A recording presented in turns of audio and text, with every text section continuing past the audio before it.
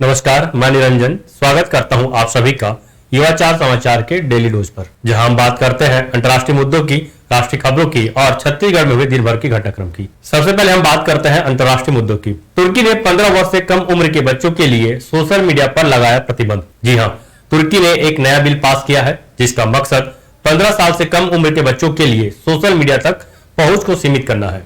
यह bill online सुरक्षा को मजबूत करने की दिशा में एक अहम कदम माना जा रहा है। इस कानून के तहत प्लेटफॉर्म्स को उम्र की पुष्टि करने वाले सख्त सिस्टम और माता पिता के नियंत्रण लागू करने होंगे। यह कदम ऐसे समय में उठाया गया है जब डिजिटल कंटेंट का बच्चों पर पड़ने वाले असर को लेकर दुनिया भर में चिंताएं बढ़ रही है। यह नया प्रस्तावित कानून डिजिटल प्लेटफॉर्म के लिए कई अनिवार्य उपाय प्रस्तुत करता है। यदि हम इसके प्रमुख प्रावधानों की बात करते हैं तो 15 वर्ष से कम उम्र के यूजर्स को अकाउंट बनाने से रोकने के लिए उम्र की पुष्टि करने वाले सिस्टम, इसके साथ ही बच्चों की ऑनलाइन गतिविधियों पर नजर रखने और उन्हें मैनेज करने के लिए मुख्य पैरेंटल कंट्रोल टूल्स, इसके साथ ही नुकसानदायक या अनुचित कंटेंट को तुरंत हटाना, तो ये सारे इसके प्रावधान में शामिल है। इसके साथ ही YouTube, TikTok, Facebook और Instagram जैसे बड़े प्लेटफॉर्म्स के लिए अनिवार्य अनुपालन की जरूरत है। इसके अतिरिक्त ऑनलाइन गेमिंग कंपनियों को नियमों के अनुपालन को सुनिश्चित करने के लिए स्थानीय प्रतिनिधियों को नियुक्त करना होगा। खबरों में आगे बढ़ते हैं। अब बात करते हैं अगली अंतर्राष्ट्रीय खबर की। ब्रिटेन सरकार का बड़ा फैसला, अब कभी सिगरेट नहीं खरीद पाएंगे बच्चे। जी हां, ब्रिटेन के संसद ने पास किया है कानून। ब्रिटेन की संसद ने तंबाकू और वेप्स बिल को मंजूरी दे दी है। इस बिल के तहत 1 जनवरी 2009 या उसके बाद पैदा हुए लोग अब कभी भी तंबाकू उत्पाद नहीं खरीद पाएंगे। इस कदम का मकसद एक धूम्रपान मुक्त पीढ़ी तैयार करना और सबसे जरूरी बात धूम्रपान से जुड़े स्वास्थ्य जोखिमों को कम करना है। सही मंजूरी मिलने के बाद यह नया कानून दुनिया भर में धूम्रपान विरोधी सबसे सख्त और कड़े उपायों में से एक बन जाएगा। संसद से बिल पास हो चुका है और अब सिर्फ किंग चार्ल्स तृतीय की औपचारिक मंजूरी बाकी है, जिसके बाद यह कानून बन जाएगा। यह पूरे ब्रिटेन यानी इंग्लैंड, स्कॉटलैंड, वेल्स और उत्तरी आयरलैंड में लागू होगा। सरकार ने यह बिल 2024 में पेश किया था और इसे अपनी बड़ी प्राथमिकताओं में रखा था। नए नियम के अनुसार 1 जनवरी 2027 से यह कानून लागू होगा। खबरों में आगे बढ़ते हैं। अब बात करते हैं राष्ट्रीय खबर की। जैसे कि आप जान रहे होंगे, आज राष्ट्रीय पंचायती राज दिवस है। राष्ट्रीय पंचायती राज दिवस 2026 हर साल 24 अप्रैल को पूरे भारत में मनाया जाता है। यह दिन जमीनी स्तर पर लोकतंत्र को मजबूत करने का एक महत्वपूर्ण अवसर भी है। यह दिन 73वें संवैधानिक संशोधन अधिनियम 1992 के लागू होने की याद दिलाता है। यह अधिनियम 1993 में प्रभाव में आया था और इसने ग्रामीण भारत में स्थानीय स्वशासन को संस्थागत रूप दिया। इस वर्ष की थीम सशक्त पंचायत सर्वांगीण विकास, पंचायतों को सशक्त बनाने की बढ़ते महत्वाकांक्षा को दर्शाता है। पंचायतें अब जमीनी स्तर पर सतत विकास लक्ष्यों को लागू करने में एक महत्वपूर्ण भूमिका निभा रही है। आपको बता दूं, ई ग्राम स्वराज के विजन को समर्थन देने के लिए एक बड़ी पहल की गई है।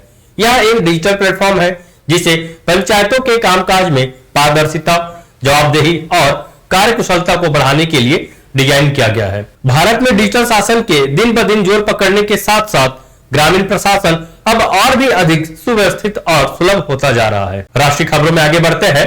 अब बात करते हैं अगली राष्ट्रीय खबर की। नेस्कॉम को मिला नया चेयरमैन। जी हां, श्रीकांत वेलामकन्नी को नेस्कॉम का नया चेयरमैन नियुक्त किया गया है। वे आर्टिफिशियल इंटेलिजेंस और एनालिटिक्स के क्षेत्र में अपनी विशेषज्ञता के लिए जाने जाते हैं। उनकी नियुक्ति ऐसे समय में हुई है जब भारत की डिजिटल अर्थव्यवस्था तेजी से विस्तार कर रही है। उम्मीद है कि उनका नेतृत्व आईटी उद्योग को उभरती हुई तकनीकों, वैश्विक प्रतिस्पर्धा और नवाचार आधारित विकास के मार्ग पर आगे बढ़ाने में मार्गदर्शन प्रदान करेगा।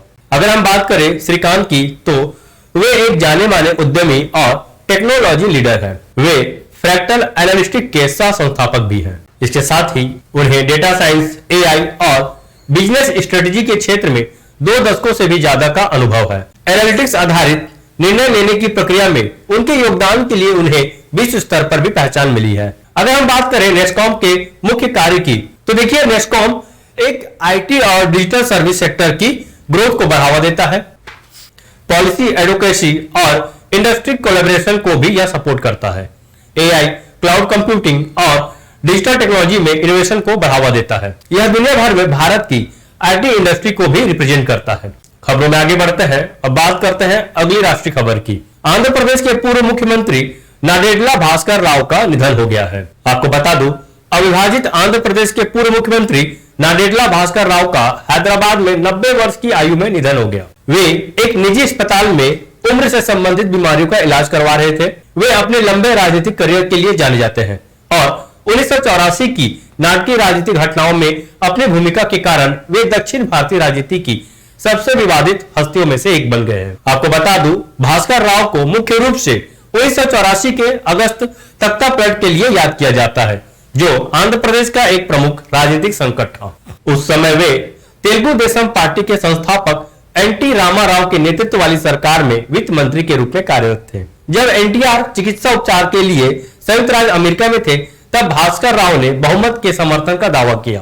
उन्होंने 16 अगस्त 1984 को मुख्यमंत्री के रूप में शपथ ली और इस कदम से पूरे राज्य में भारी राजनीतिक अशांति फैल गई। एनटीआर के वापस लौटते ही उन्होंने धर्म युद्धम नामक एक जोरदार जन अभियान शुरू किया, जिसमें लोकतंत्र की बहाली की मांग की गई थी। अब बात करते हैं अगली राष्ट्रीय खबर की।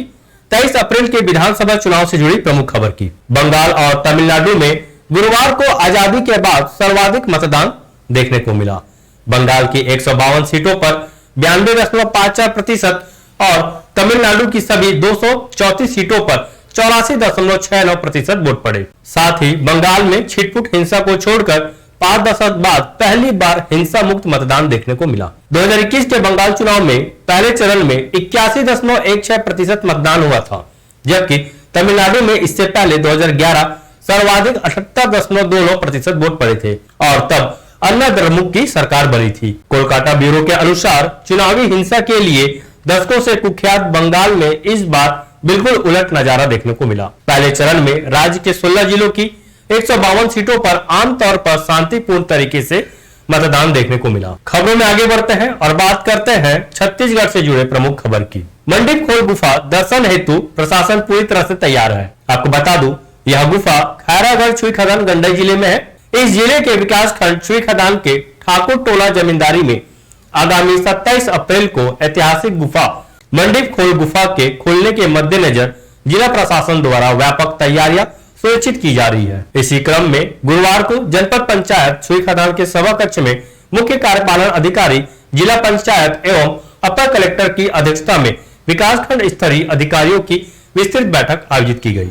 बैठक में श्रद्धालुओं की संभावित बड़ी संख्या को देखते हुए सुरक्षा व्यवस्था को सर्वोच्च प्राथमिकता देने का निर्णय लिया गया।